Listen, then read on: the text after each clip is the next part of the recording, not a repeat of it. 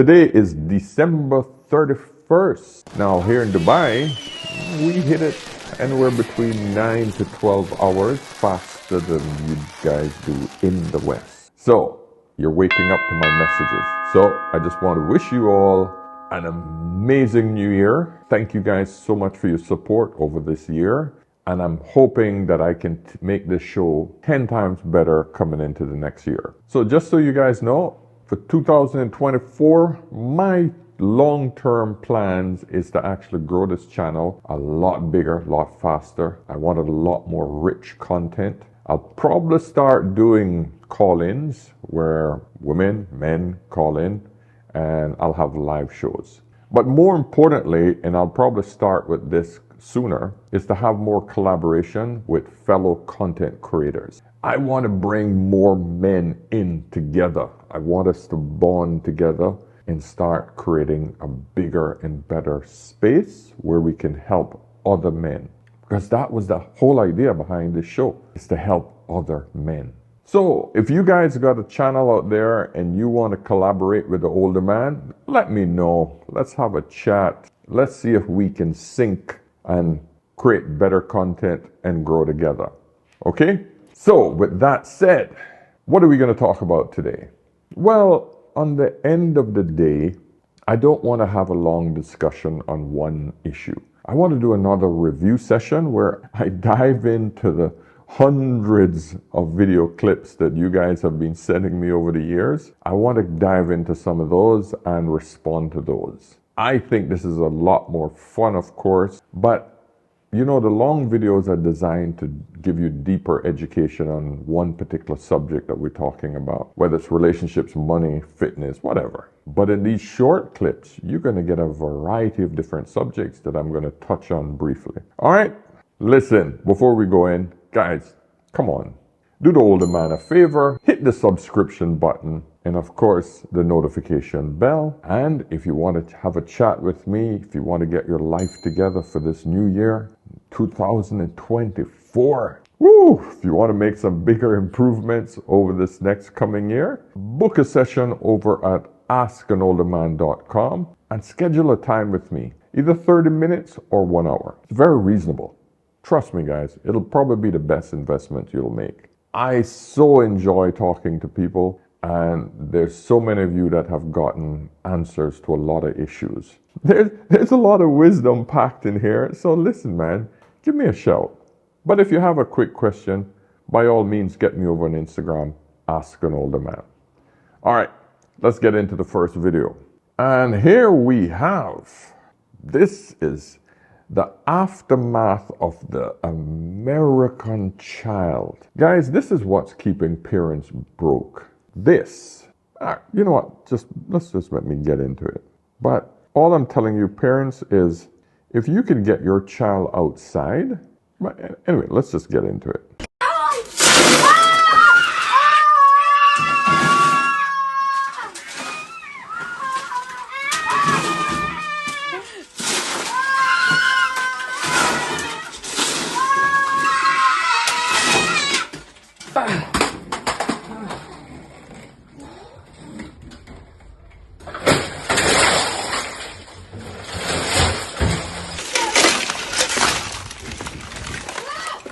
Pull it out of my hand. Let me sit it Josie, here. squeaky! Do you want this? Ow, my butt!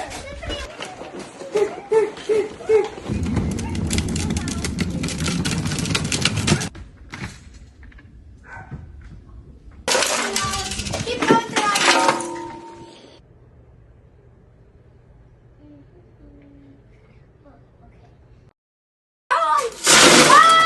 This is insane, guys. Listen, man. For you parent out there, your child don't need this crap. All you're doing is just clogging up the landfill with this crap. 1 or 2 toys, make their imagination run wild. Get them a few books. Get them outside, playing in the garden, playing outdoors. Take them to the park. Kids don't need this crap. This is the downfall of our society. Back in my day, most of what I had is Hot Wheels. Yeah, a few Hot Wheel cars. My sisters, my other 5 sisters, most of what they had was $1 or $2. That was it. The rest of it, they were outside. We had a bike. We had scooters, the manual ones back then, and we enjoyed the outdoors. You need to get your kids outdoors. This is ridiculous. Just think of all the money that you spend on this crap. That should have gone into the investment funds for your kids for the future. But now it's going into a landfill. That's insane. Jeez. And this is, and imagine this. This is only one household, because this goes on in a lot of households. Wow. Let's go to the next one. Right, in this situation. And don't pay for my food. Really? You put the phone out? Yeah, I put my phone out. This steak is so good. That's cool. If you invite somebody, don't y'all expect them to pay for your food? You Baby, invited me here. Don't you expect it? Like, I don't pay for women if I can't touch them. Y'all look like y'all think because you pretty, I'm supposed to be just cashing my money. The point of the date is to get to know each other. We didn't know each other. I'm gonna eat. You pay for your food. I pay for my own food, right? That wasn't part of the when you invited me on a date, I expected you to pay. I don't have any money, and I told you that. You still gonna sit here and eat in front of me? Why would you come to a date with no money? I thought you was gonna pay. You invited me. I didn't make plans. You made the plans. They're both wrong.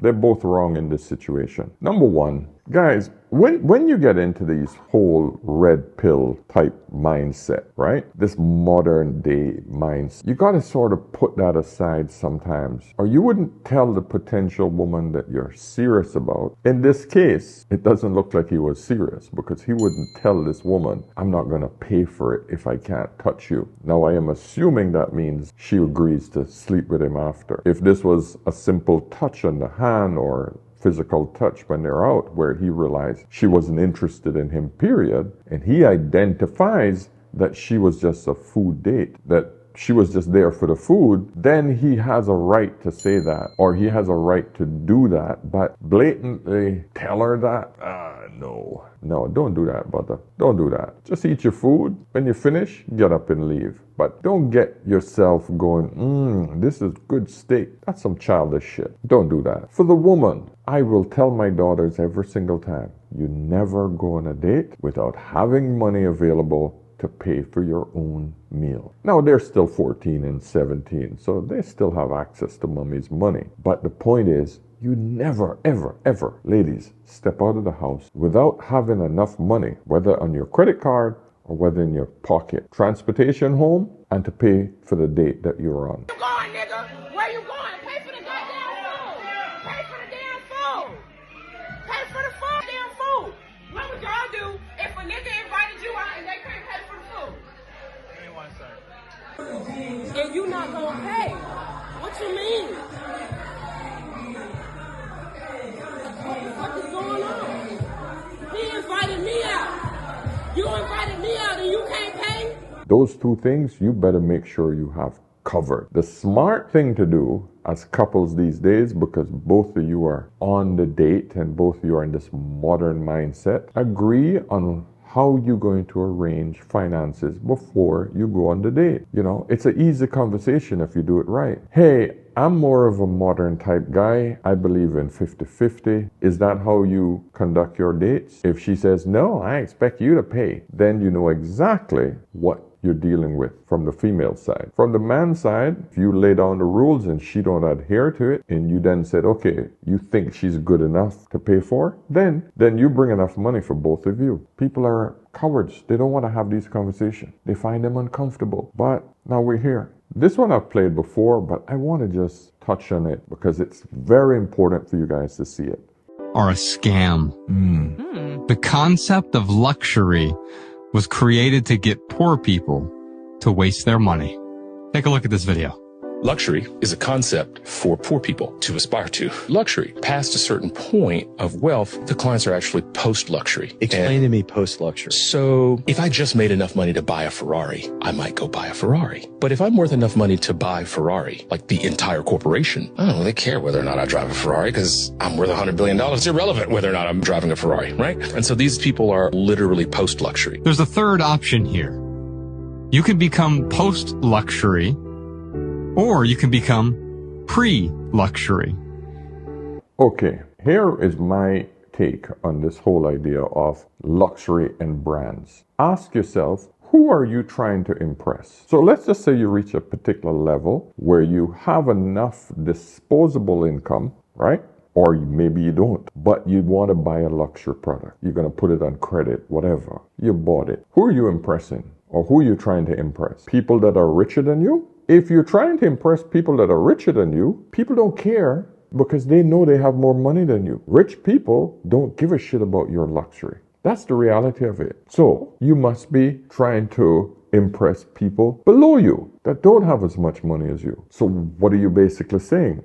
I want to spend money to show poorer people that I have money. What are you getting from that? Because these are poorer people. What are they doing for you? So unless they're investing and you've bought this product as a marketing tool, you're not getting anything else from those poor people. You see my point? Because the point of buying luxury goods is to actually elevate yourself up the ladder. Most rich people don't give a shit about your luxury. They only care about your personality, who you are as an individual. Good morals, you're sharp, you're smart, you can help them make more money. That's all they give a shit. And most of these people are smart enough to know that, hey, if this guy asks me to invest with him and he shows me his bank account, but I see he's driving a Toyota, I know he's smart. I know he's smart. Oh, he has a great credit rating. His banker is giving him a good referral. The guy's good at money. He's driving a Hyundai, Toyota, the cheapest car. He has enough money to buy a freaking Rolls Royce, but you know what? He's smart enough to not buy that product. That's what rich people do. Because rich people think, how smart is this person that I'm getting involved with? Poor people will get impressed. But do you want to attract poor people? No. Unless you just want to smash, women. Then that's a whole other discussion. But how much money are you going to pay to impress these women below you? Do you need to spend that much money on luxury goods to get these women? When a fake one will do just as good?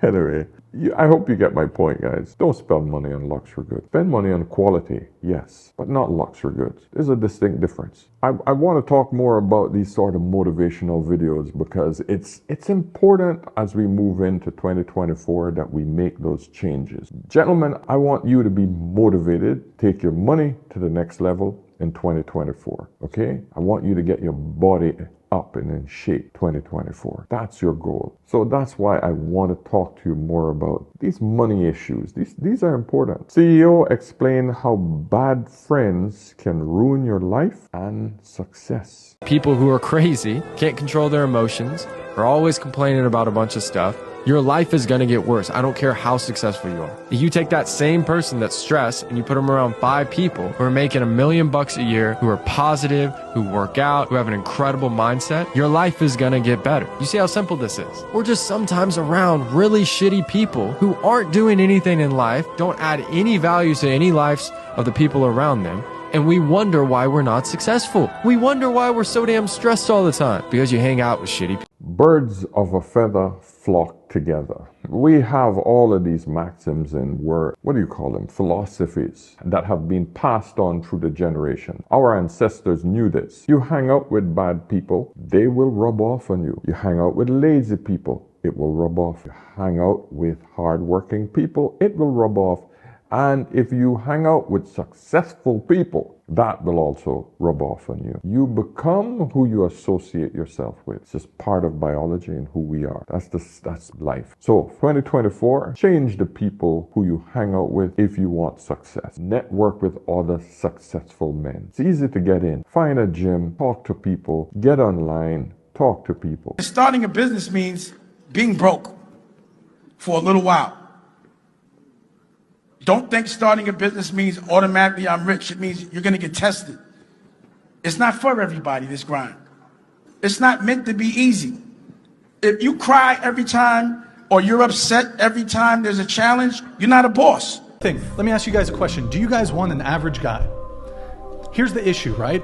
Average women don't want average guys because they think that they're not average. They think that they're above average. You have average women that are going to be chasing after exceptional or above average men. They're going to curve men who are average, who are actually on their level. That's why you get caught up with boys and in situationships and a guy never committing to you or a guy who's cheating on you because you're shooting out of your league. So if you think you're a 10, surely you must deserve a 10. You're going to chase after Chad. You're going to spend your 20s a bunch of dudes. You're never going to like actually get into a proper monogamous relationship. You'd rather have the divided attention of a hyper attractive guy than actually have commitment from like an average dude because you think you're above average. That's the problem in the dating marketplace.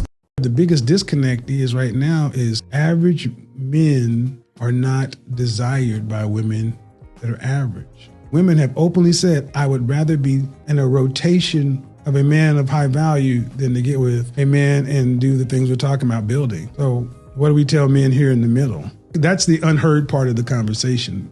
These guys are starting to feel unheard, unacknowledged, and unmotivated because what is a life for a man who can go work, to be a cog in the machine? You're starting to see a lot of guys saying, well, if I'm not going to have a career where I'm making 6 figures or more, why do I need to go to college to get all that debt? I can't have her anyway. Mm-hmm. It blows my mind every single time I see a woman just out there almost proud. You know, I'm just glad that we have podcasts such as these, which basically blatantly show you gentlemen the quality of women that are out there right now. And for you ladies who just doubt that, oh, these men going overseas just to find women who you want to take advantage of. No, men are going overseas because these are the quality women that they have to choose from in the West. I'm glad to see that they're blatantly out there exposing themselves. This mom of 2 kids can't hold back tears while talking about her bills, despite she and her husband making good money. We both have good jobs. I'm a nurse. I'm a registered nurse. I work full-time. He works full-time. We just got paid this past Friday, right? We paid the mortgage, bought some groceries, put some gas in the car. Guys, it is Tuesday, and we have like $200 or $300 to last us until next Friday. We don't live in a big house. We live in a little ranch. It's 1,100 square feet, 3 bedrooms, 1 bath, us and our 2 kids. I make good money. He makes good money. We don't live above our means. I don't know what less than paycheck to paycheck is. What is that? Poverty. As a registered nurse, with a husband, with a second income. Somebody has to do something to change this. I don't know what to do. I'm so stressed out. This isn't how it's supposed to be. Now what? Now what? To me, these are first world problems. The reason I say that is that there's no way she can make good money. Husband is making good money. They got 2 kids. They're living quite humble. However, they're not making it. The math ain't mathing. Something's wrong. You have to scale down again, move out of the neighborhood. You have to stop either spoiling yourself, spoiling the kids.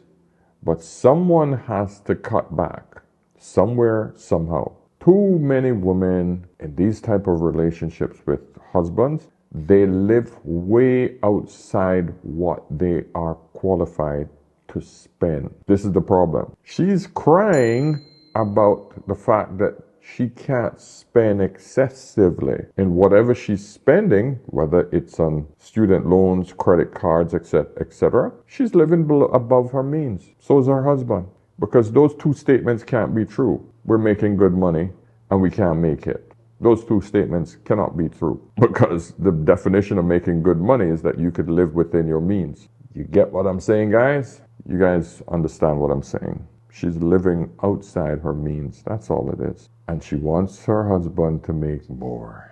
That's why she's crying online. Paint my nails or have makeup on my face and they'll be like, oh, he's probably gay. They don't know how to deal with that. Just men afraid of intimacy. Men afraid of the attraction they feel to other men that doesn't have to be sexual. My homies would be like, man, you look clean today, bro. Clean.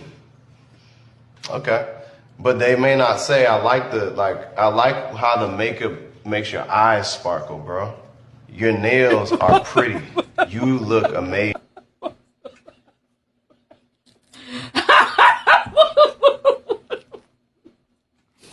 What man is gonna be like, I like the way the makeup makes your eyes.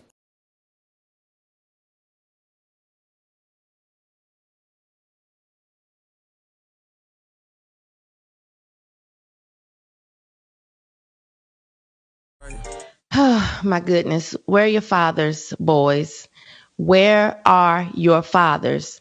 Dead, in prison, on the corner, cracked out. I know they're not in the house with y'all doing all of this right here. I know they aren't. Men, it's time for y'all to get back in place, because eventually this race that y'all like to run around promoting all the time, Black Power, will be non-existent, because this is the type of stuff that's being pushed. This type of foolishness. Culture killers. She's right. The only thing I don't like with what she said is she blamed this all on the men. My video yesterday went more into this because women are pushing this off as if it's the men that started this crap. No, women push men out of the house. Women's message, oh, I don't need a man. That's the message that women were pushing. I can handle it on my own.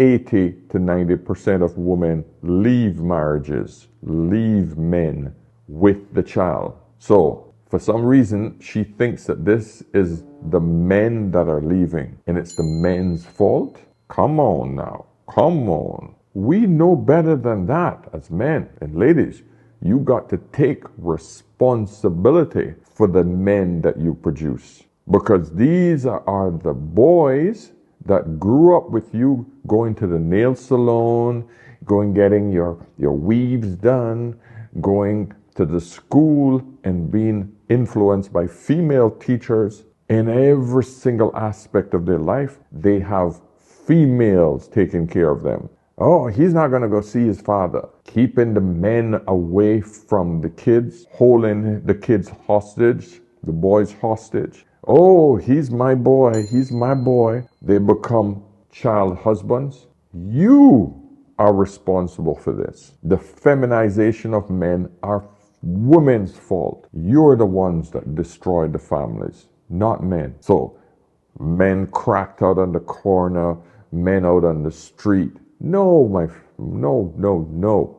You're not going to say that about men. The majority of black men are not in prison. Those days in that story is long gone. Anyway, I got a little emotional there, but yeah, you guys, it's just frustrating when you see women trying to blame this shit on men. Me that he's been married says nothing to me, because marriage was made for men anyway. Marriage teaches women to tolerate a lot of trauma and dysfunction and put up with a lot of transgressions that men have. So a man being married for 20, 30, 40 years only tells me that the woman tolerated a lot of abuse, a lot of mental and emotional turmoil for him to even say he's been married that long. I would like to hear women speak all of the joys of being married for so long without the turmoil that comes with it. So are you saying that relationships should not come with turmoil? Well, it's gonna come with turmoil if you're dealing with a man.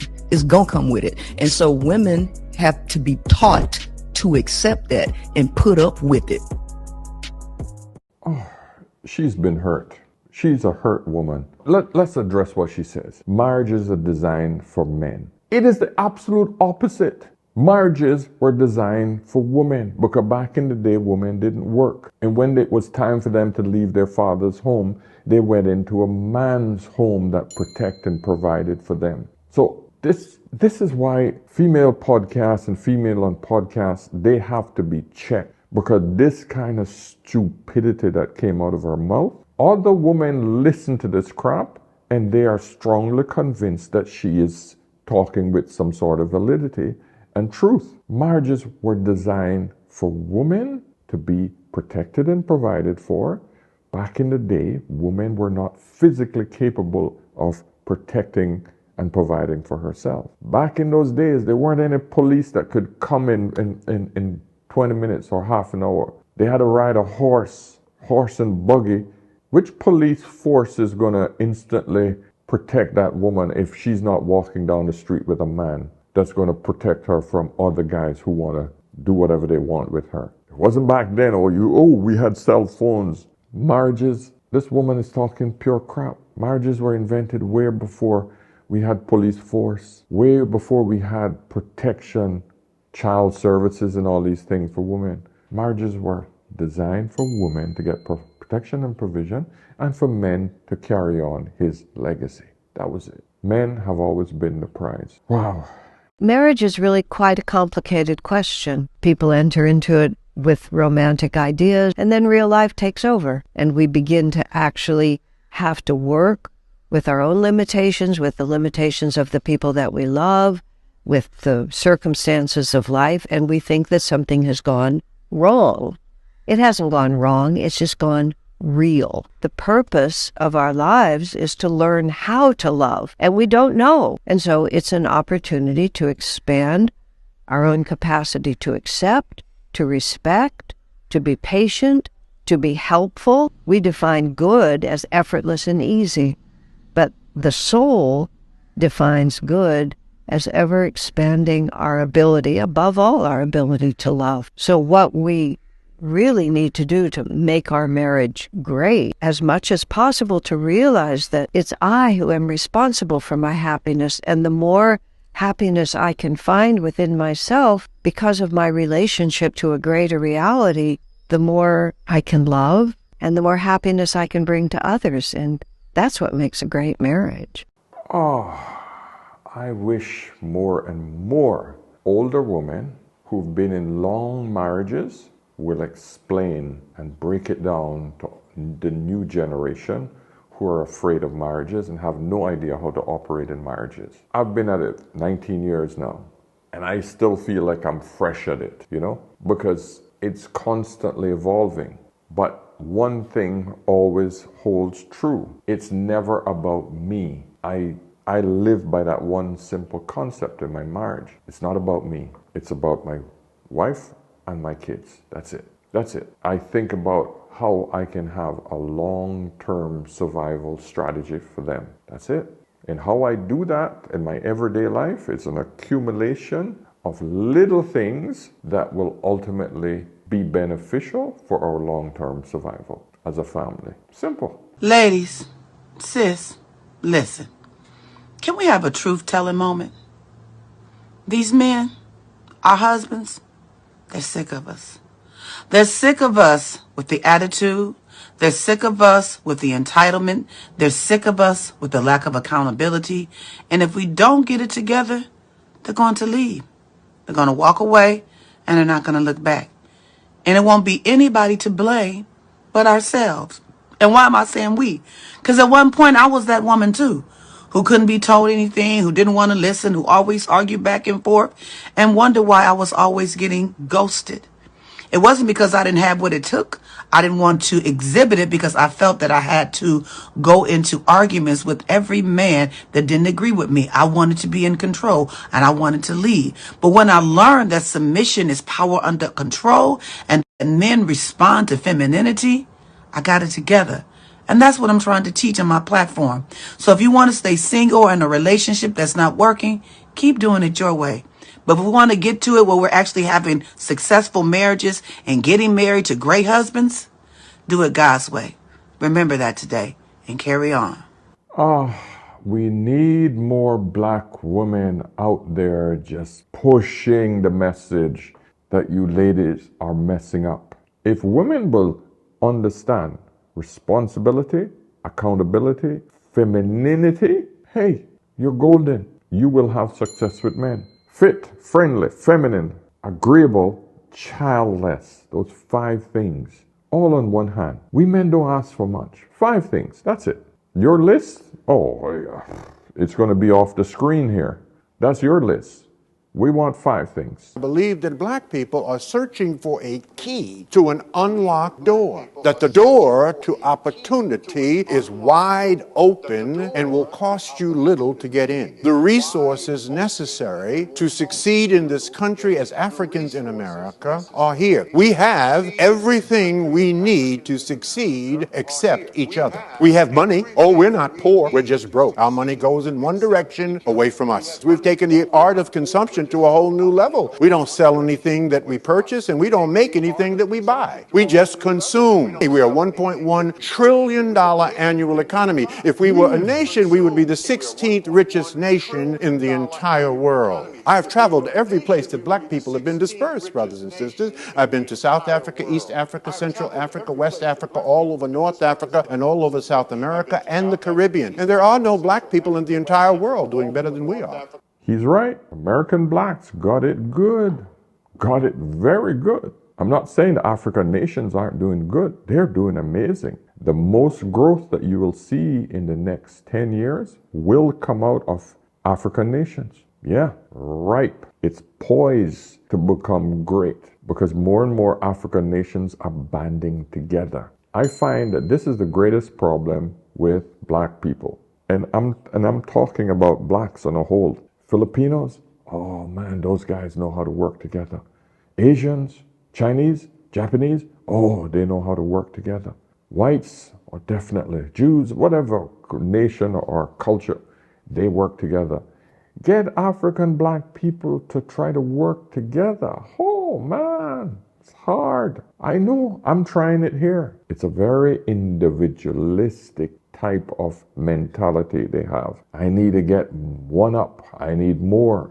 I'm willing to take as much as I can take from you, my friend, but giving you back, oh, I don't have time for that. Oh, I don't, no. And it's unfortunate, but I love how this gentleman put it together. We need to change this. I'm encouraging you all of my African American brothers, Caribbean brothers, get some unity together and build together. It's not that difficult. You'll be stronger together. If a person tells me that they are an example of black excellence, I will then ask them, give me an example of your quote unquote black excellence. That black person will then proceed to say, well, I got a degree in this, that, and the other. Okay, well, do white people have a degree in this, that, and the other? Yes. Right. Okay, then it's not black excellence. Mm-hmm.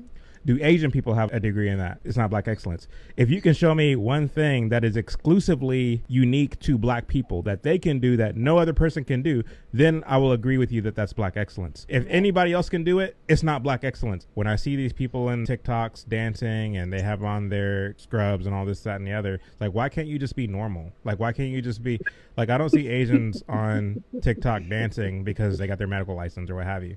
It goes back to, it goes back to what Blanche was saying. Is like, you're doing the stuff that you're supposed to do. If you take advantage of opportunity, that's something that you're supposed to do in the first place. But black folks will turn around and call that black excellence. If a person tells me that they are an example of black excellence, I will then ask them, give me an example of your quote unquote black excellence. Anyway, guys, I think I'm going to cut it off there now. I don't want this to be too long, but I just want to say thank you all again for supporting me over the year. And I wish you all the very, very, very best for 2024. I'm looking forward to you guys supporting me again for another year, and hopefully I can continue to bring you some good knowledge. And just remember, I'm here. I'm here for you.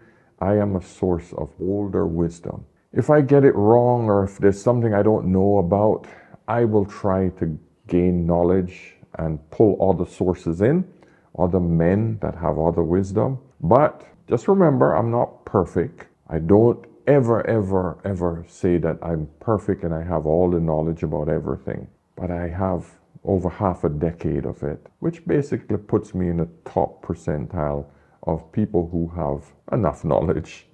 But I want to invite you all to come over, collaborate with me, like I said earlier. All right, so log into askanolderman.com, book a session, let's have a chat, and of course, remember, whenever in doubt, always ask an older man.